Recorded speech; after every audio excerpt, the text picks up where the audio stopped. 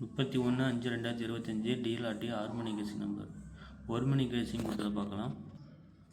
டிஎல்ஆர்டி ஒரு மணி கெஸிங் கொடுத்ததில் 390 நண்பா. அது ஆல் போர்டு நான் வந்து 9 கொடுத்தேன். அதில் 9 நம்பர் பாஸ் இருக்குது. அதேமாதிரி பி போர்டு 2 9 கொடுத்தேன். 9 நம்பர் வினிங் வந்துருக்கு. பெஸ்ட் போர்டை கொடுத்ததில் பி போர்டு 9 பாஸ் இருக்குது.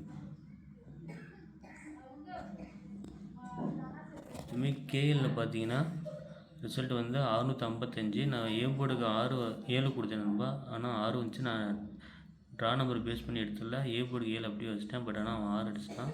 மிஸ்ஸாக இருக்குது. பி போர்டுக்கு 6 கொடுத்தேன். ஆனால் 5 வந்துருக்கு. ஸோ அதுவும் மிஸ் ஆகிருக்கு. சி போர்டு மிஸ் ஆகிருக்கு. பெஸ்ட்டு போர்டு ஆல் போர்டு 7 வரும்னு மார்க் பண்ணேன். ஆனால் 6 வந்துருச்சு.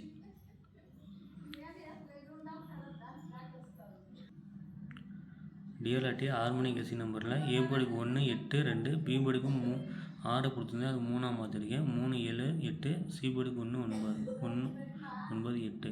அதுலேயே ஏ போர்டுக்கு 2 நம்பர் எடுத்துக்கோங்க. 1 8, பி போர்டுக்கு 7 8, சி போர்டுக்கு 1 8 நம்பர். கண்டிப்பாக ஏ போர்டு 1 பாஸ் ஆகும்னு நினைக்கிறேன். அதனால் ஏ போர்டுக்கு பெஸ்ட்டு போர்டாக ஏ போர்டு 1, பி போர்டுக்கு 7, சி போர்டுக்கு 1 8 கொடுத்துருக்கும்பா.